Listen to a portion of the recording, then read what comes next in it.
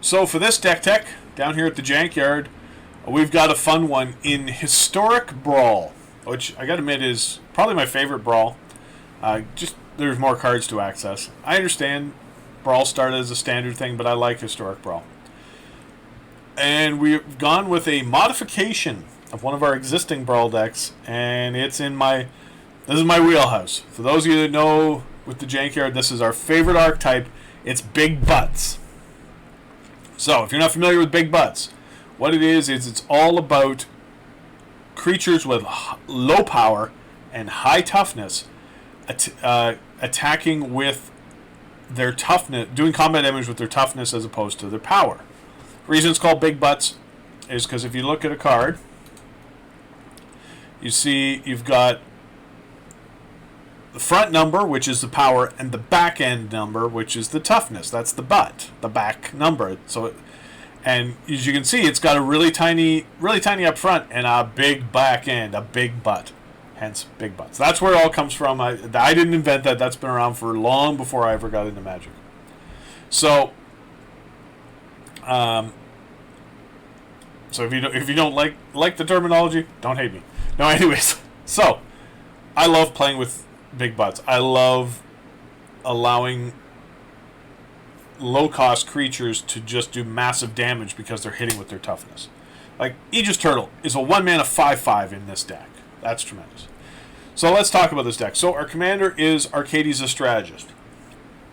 It is the only one of the enablers, which is what I call those cards that allow creatures to do damage with their toughness. This is the only one that's a legendary creature. So we use it as a commander. Now, it is very specific. It allows only creatures with Defender to do damage with their toughness. So we went really heavy in this deck with Defenders. Not completely, because we do have some other enablers that allow all other creatures to do damage with their toughness, including Arcades. Arcades, if he is down and there's no other enablers out, he can only swing in for 3. But if, say, a High Alert is out, which says all creatures you control do combat damage with your toughness, then Arcades is swinging for 5. The other fun thing about Arcades is that whenever a creature with Defender enters the battlefield under your control, draw a card. Woohoo! Yep, that's my jam. Alright. So, let's take a rip through this. We got lots of 1-drops.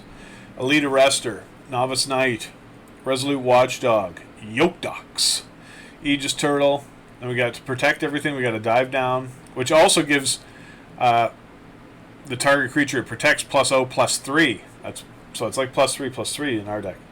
Wall of Runes, Portcullis Vine, Ceruli Caretaker to help tap untap creature, make a man of any color that can help ramp. Wall of Vines, Aegis of Heavens. I haven't played this much, but it's so stupid. I just want to make it work sometimes. Target creature gets +1/+7 until end of turn. So that's a combat trick to just try to throw everything off. Nyx Fleece Ram, one of our few non-defenders, 05. We got Birth of Meletus, which makes an 04 defender. Riptide Turtle. Tetsuko Umazawa. If you're not familiar with what Tetsuko does, creatures you control with power or toughness, 1 or less, can't be blocked.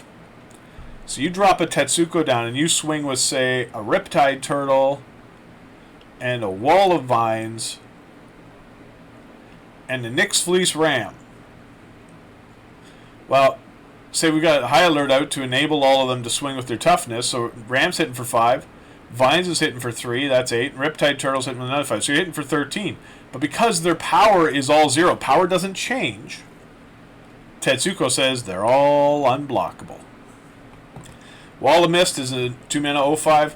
Then we've got the first of our enablers, the cheapest, Assault Formation. He's the reason we redid this deck because it just came in the JumpStart.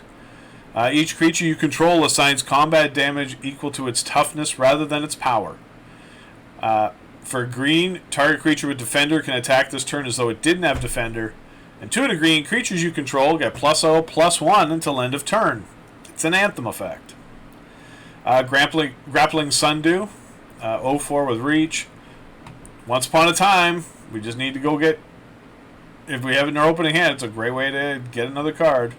Overgrown Battlement. That's great for ramp, because you can tap it for green for each creature with defender you control. Wall of Blossoms. Draws a card. Love it. Crashing Drawbridge. 0/4. Creature you control gain haste until end of turn if you tap it. That's great. Suspicious Bookcase. Warmonger's Chariot. This is another new one with JumpStart. And this one's fun. Equipped creature gets +2/+2.